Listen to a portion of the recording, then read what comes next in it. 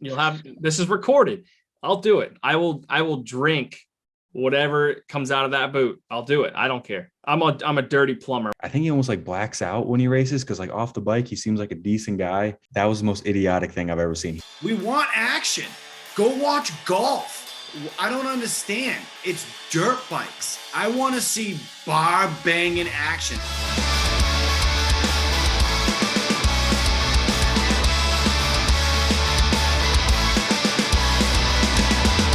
What's going on, guys? Thanks for watching another good night of racing. So we're going to dive right into it. We've got Cole Beach, Robby Marshall, and we're going to start off with Mr.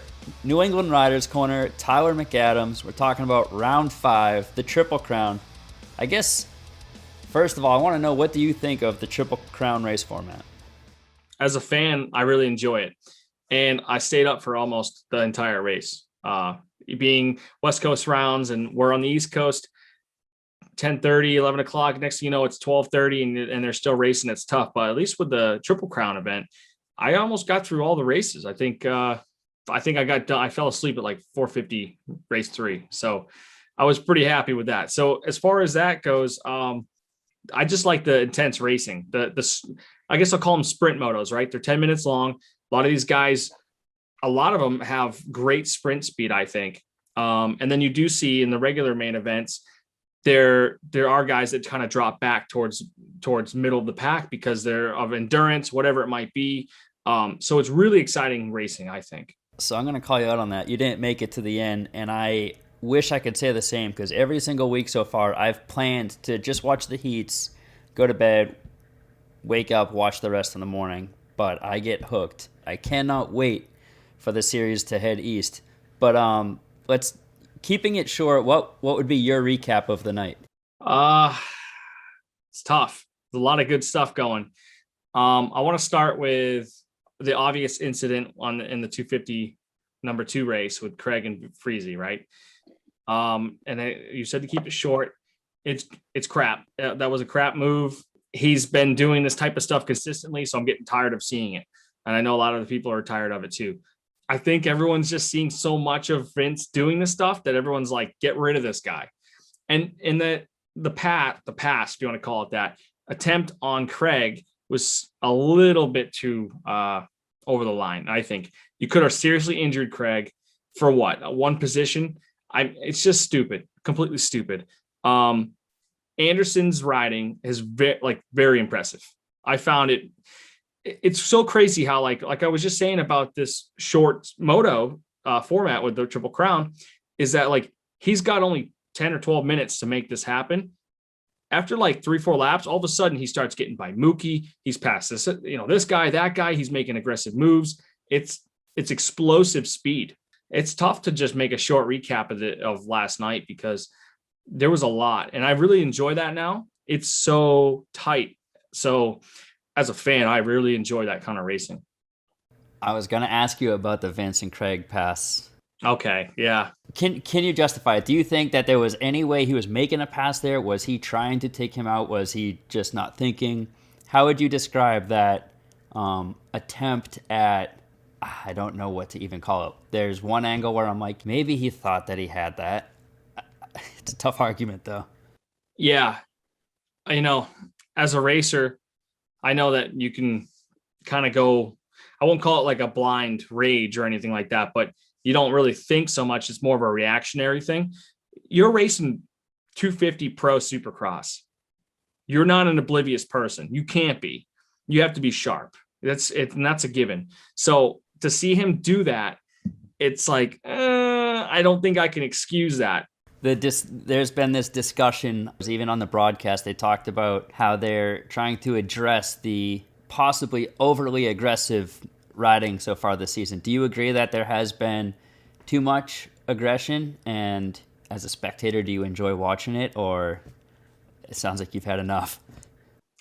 I've had enough of the crap of like the blatant like T-bone hitting. Well, give me another example. What are you putting in that category? The hit with Ryan Brees and Seven Deuce, that's stupid. Just stupid. And then the next lap later, he takes himself out. So it's like, From my perspective, stupid. Barsha to Bogle. Bogle's a good rider, fast rider, but we know he's not the same speed. And I know a lot of podcasts and shows have hit that topic a lot. So it's just like, it's the blatant obvious stuff. And I don't know if it's ego, if people are just not thinking, that kind of stuff I don't like. Hunter gets his first win of the season and does what he's calling a shoey. Is there any way that isn't as gross as I'm imagining it is? It had to be. He spit it all out. Did you see it? Can you blame him? No, I can't. But I thought if you're gonna do it, you got to do it. You got to drink it. But if you're saying that if you're gonna do it, you got to do it right. How about this summer? If you win a moto at 207 at any point, I'm bringing you a bottle of champagne. I want to see you do it and do it right. I'll do it. This is recorded. I'll do it. I will drink whatever comes out of that boot. I'll do it. I don't care. I'm a dirty plumber. What do you want from me? I'm not afraid. Oh my God. Okay, so as we head back to Anaheim for the third time, A3, round 6, which of these storylines has your attention the most? If I had to pick one of the storylines, I would like to see Mookie. He's making progress. I would like to see Mookie on the podium more this season. I would really like to see him take a moto win. All right, so switching gears, up next, once again, we've got Cole Beach Photo with us at the races, our Glendale reporter. Tell me about it. Give me a little recap of the night. First Triple Crown of the year. Highlights of the night first thing that comes to mind is Freezy taking out Craig in the second 250 main. And the crowd it was a packed house, and the crowd was on, the edge of their seats all night. From somebody who was there, tell somebody like myself who watched the broadcast, I've seen all the YouTube videos, I've heard interviews. Did you see anything interesting after the race or? After, I was expecting Craig to kind of take him a little bit higher when Craig went by him after, but he hit him, but he was smart about it and didn't really ruin his own race. And then after the race, when Craig came off, he was waiting for Vince to give him a piece of his mind. And Jeremy Coker, the 450 team manager, and his brother actually were screaming at him. And Mike Emery got a cool photo of them holding him back and saying no, just get back to the truck, let's not worry about this right now. And he was ready to give Vince a piece of his mind, and no one's happy with Vince, and I don't blame him. I mean, I think he almost blacks out when he races, because off the bike he seems like a decent guy, a little bit bland, but he's not an idiot by any means. But as soon as he puts a helmet on, it's full on, he doesn't even know what he's doing. He just is out for blood. So obviously you've seen the videos, right? You said you missed it in person, but I'm sure you've seen the crash 100 times. Would you say that there's any way you could justify the attempt? I honestly have no idea what he was thinking. That was the most idiotic thing I've ever seen. He's almost fully committed to that inside line, and then you see him just blow it and clean Christian out. Were you on the podium to see this shoey that Hunter was doing? Yeah, I actually didn't see his initial shoey. I got some photos of Cam, his mechanic, also doing a shoey. Oh my God. I was thinking about making a joke about how they pass around the bottle normally, right? I was wondering if they did that with the boot, but I'm like, oh no, that's a stupid question. They actually pass that around. But the difference is Hunter actually spit his champagne out. Cam completely drank it. He was a champ. So I've asked you this a handful of times. As we head into the next round, what storyline are you most interested in? So for 450 storyline, I think Eli's going on a run now. I didn't expect this to happen, but everyone says that he's happier than ever. He's gelling with a motorcycle, and once a racer gets that kind of mindset that they're happy and they're able to get it done, they believe in themselves, it's game over. So, and then if Anderson can stay up and keep out of the bad luck, he's going to be, a title contender as well. And he is, but I think in the long stretch, he'll be there, and so will Tomac. All right, Cole. Thanks for doing this. You're hardly a New Englander anymore. We miss you. When the heck are you coming back?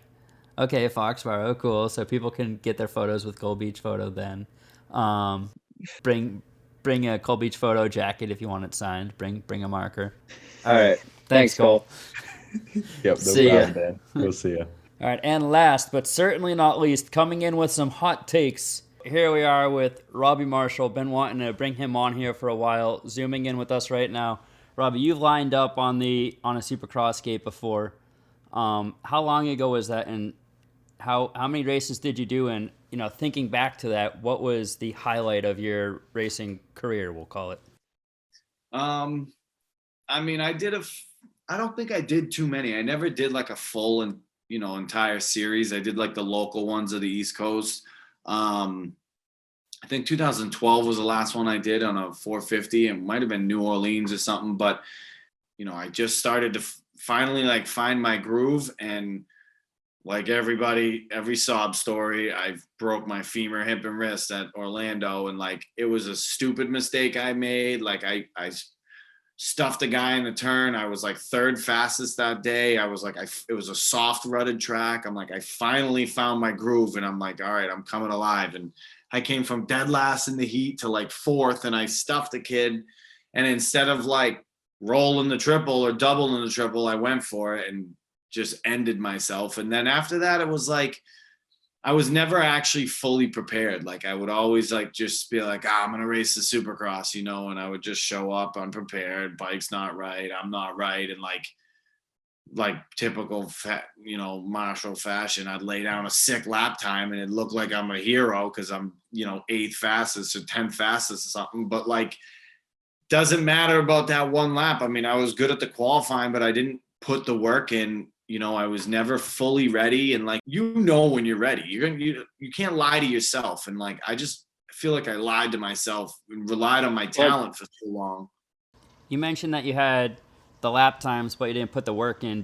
Does it ever eat at you when you think about that, or do you not even give that much thought? Well, I can tell you, like, I'm a firm believer in the universe, and like, I'm supposed to be right here, right now, having this conversation with you. I truly believe that. And had I made different choices when I was younger and, obviously fix the things I know I did wrong now, I wouldn't be here right now, and it wouldn't be me. So like, yes, I wish I realized things earlier. I wish I listened to people that tried to tell me, I find myself doing it to all these kids all the time. I'm like beating it into their head, and I'm like, I can't even get mad at them because I didn't listen either. Everybody told me the same thing I'm telling them, and I didn't listen. Like I knew all. I was a young punk, and like, unfortunately, I had a lot of talent, so I like, could hold my own when it mattered, and like had flashes of brilliance, and like probably about a year and a half ago, I was like, kind of something about racing was like, I just always like, here's where I could have been. I was like here, like I was like, oh, he's flashes of brilliance, and back down and flash. And had I, recognized my talent and used my work ethic, like anybody will tell you that knows me now, like nobody works as hard as me. Like I'm the working man for a reason. And it's like, if I applied what I did later in life to riding when I was in my prime, like I'd have been a champion. I know I would have, but again, I'm not supposed to be, and that's not my path. And for some reason, I'm okay with it. Like, you know what I mean? Like you do obviously wish you knew what I wish I knew then what I know now. But again, that's part of the journey. It's about doing what you can do to bet. And like, even the top guys, like some of them are having fun. Some of them are business, like, but that's just, that's their style. They want to be business, and this one wants to have fun, and certain ones are going to shine at other races. But it's the best Supercross season ever. You know what I mean? Like, it's such an unbelievable, the 450 class is just incredible to watch. Like 10 guys can win at any time. It's unreal. Well, so since you're leading me to it, what would be your short recap of this past Saturday night? I love the Triple Crowns because like the 3 races is cool to see. Like, you get a lot of action. Everybody rides a little different because they don't have that extra 10 laps. And like, let's face it, like I would do good in a Triple Crown because I could do 10 laps hard. You know what I mean? 3 times way better than I could do 120. It's a ton of live action, dude. I'm loving it. The LCQs, everything. I just live for it. So what'd you think of that pass with Vince Freeze? Because I know Jimmy's friends with Vince, so I imagine you've hung out with them here and there too. Listen, like, I think we've all had that racer. You know what I mean? Like, our New England version of Vince was Jake Morrison. Like, he was just a madman, nicest guy ever. You talk to him off the bike, shake your hand, nicest guy ever, but he puts a helmet on. He's a savage. And like, I don't know, like, I just feel like that's part of racing, and there's always that guy. Like, I think he just, he got a little hot and just pinned it into the side of him. Was stupid on both their parts, but like, the pussification of Supercross needs to stop. There isn't one of us out there that is any kind of normal. We're not. We're built different. There's something in our brains. We do things different. We're animals. Like, and that's just the way the sport is. And I'm like, I get, like, in society, you have to accept everybody.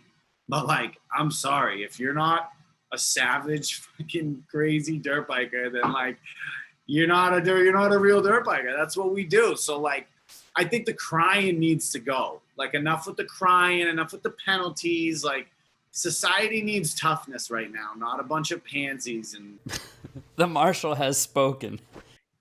it just drives me nuts. I'm like, One of the questions I've been asking was this discussion about the over aggressive riding and how, like, in some people's opinions, it's getting out of hand, but apparently definitely not in yours. we want action. Go watch golf. Go watch tennis. Like, I don't understand. It's dirt bikes. I want to see bar banging action. Like, what do you want us to do? You want to just ride around the track and do lap times? But so there was plenty of other good racing. Who do you think was the biggest surprise to you? Probably, I mean, I'm loving Anderson, killing it, dude. Like, he's strong, he's solid. He's like, it's crazy to see, like everyone's like, oh, Webb's off. And I'm like, dude, Webb's not off. Everyone's just on. Like, Webb's on. He's just not super on. And when he figures out the couple little niches he's gonna, like, he's gonna turn on. Someone else is gonna turn off a little bit, burn out a little, you know what I mean? Like, it's not gonna just stay. Like, everybody's just working so hard and doing so good. Like, Tomac's figuring the bike out, so he's coming alive. Like, I feel like if there's anybody around here who's done a shoey after a race win or at any point for whatever reason, you'd probably be a good candidate for that. Have you done a shoey before? And what'd you think of Hunter doing it on the podium? I haven't. I thought it was awesome. And I like people that bring that kind of lightness to the sport. You know what I mean? Like, for the 250 class, like, Craig's the good boy, the family guy. Yeah, the classic saying of the hero and the villain. Yeah, and then Freezy's the friggin' prick. He's the asshole. And he's the prick. And then, like... somebody's got to do it. Yeah, dude. Lawrence, the good old boy from down south. Shimoda's a good guy. He just keeps hitting tough blocks and doing yard sales. Like, it's the way the world works. I'm for it. I love it. So, looking ahead to next week, give me a prediction here for Anaheim 3. The 450's tough, dude. Like, there's not even a way to call it. I'd like to see Kenny come alive. I'd like to see him kind of come alive. I think my personal opinion with it is he's a dad now, and he's like, he wants to ride. Okay, well, there's the connection. I was just surprised when you said you want to see Kenny come alive. He didn't strike me as your guy.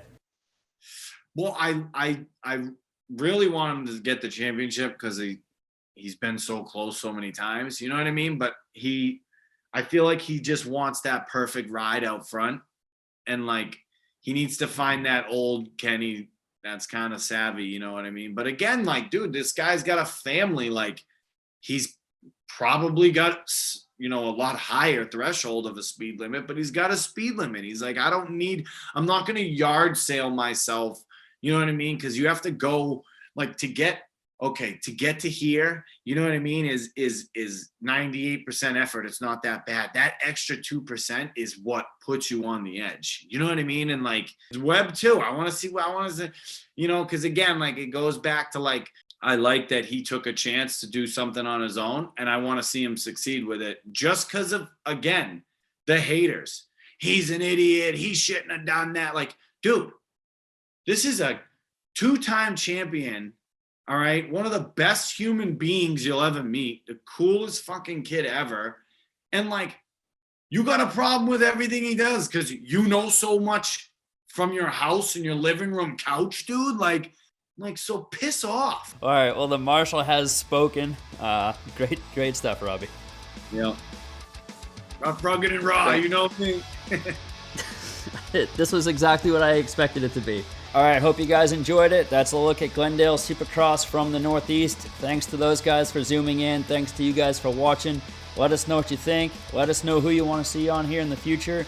Who do you think would be fun to listen to, their perspective on the race weekend? So leave it in the comments.